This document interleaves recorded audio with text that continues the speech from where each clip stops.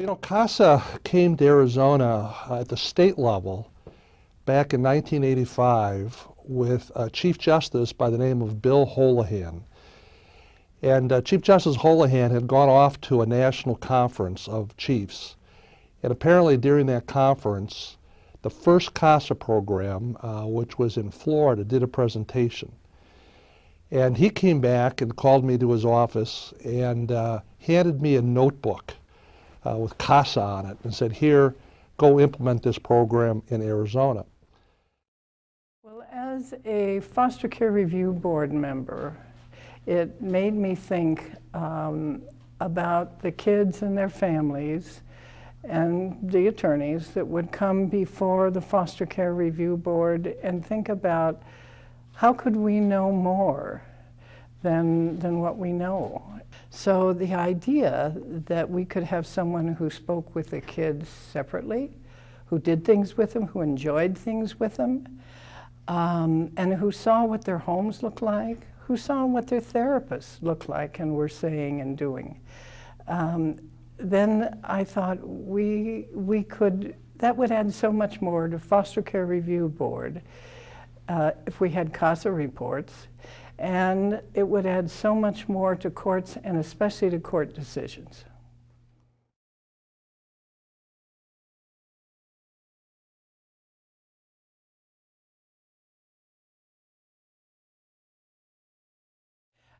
So anyway, in talking with them, they began to tell us what their problems would be and why this didn't seem like we've been going this long and being careful who comes into our courtroom and who hears things. So how can we bring in strangers? But we talked about training, we talked about all these things that people are going to have, screening, training, and they will be able to listen in the court, they will write reports for you, they'll be able to prove what it is they want to tell you and their recommendations.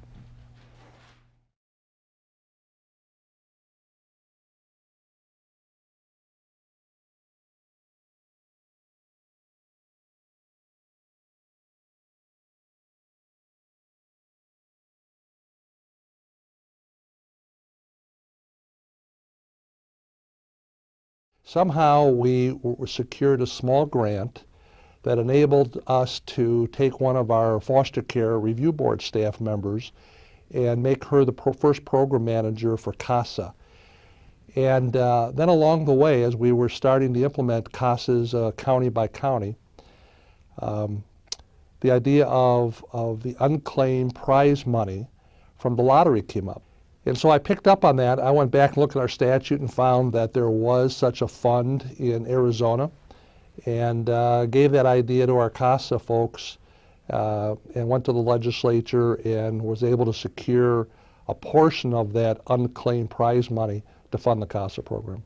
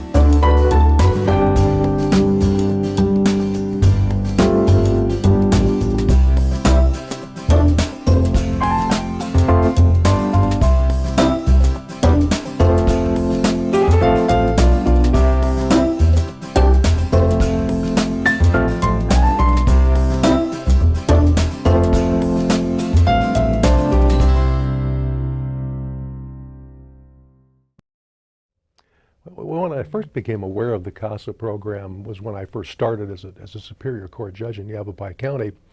That was about 1996. The then CASA coordinator asked me if I would have lunch with her, and she wanted to talk about what the CASA program did. At the time, I was learning a whole lot of new things about how you become a judge, and I don't know that I thought it had any particular application to anything that I was doing at the time. I subsequently was quite wrong about that. CASA is tremendously valuable to a judge. in so many different ways. CASAs educate judges. When as a brand new judge, CASAs would come to me and say, you know, there are better ways to do this job. There are better ways to make the system work. Not being critical of the job I was doing, but just offering advice as to how things could work better in the system. CASAs keep the system honest. We can learn more about the families and the children than all of the attorneys and the judges combined, even the case managers, because of their heavy loads. We have one or at the most 2 cases at a time. We can spend time going to the school, going to the foster homes or the group homes, visiting with the children, talking with therapists, and all of this information we can in our reports let the judge know so that the right decisions can be made for each child individually. We help them not be afraid of going to court because that's kind of an austere setting. We're going to try to get rid of the bad things.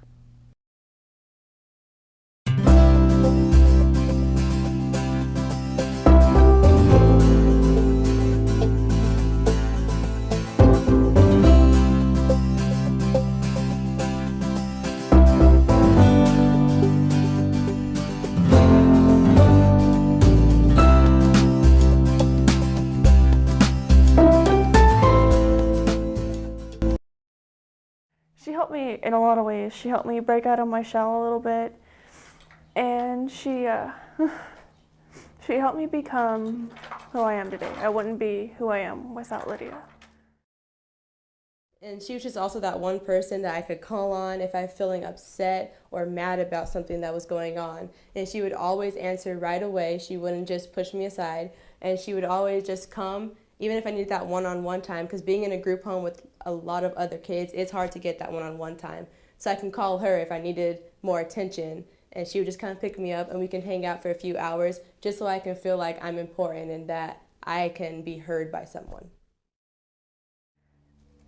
Because she was the one person that was always there. I could always count on. If I needed someone to talk to, she was just a phone call away or just down the street. She was there when no one else was. I just knew she cared a lot about me and wanted to be there for me and wanted to get things that I needed and just wanted to spend time with me and just wanted to build that relationship with me. She's basically another mother to me, or a grandmother, because she's a mother to my mom. And she will always be a part of my family. She's never gonna go away. Nope.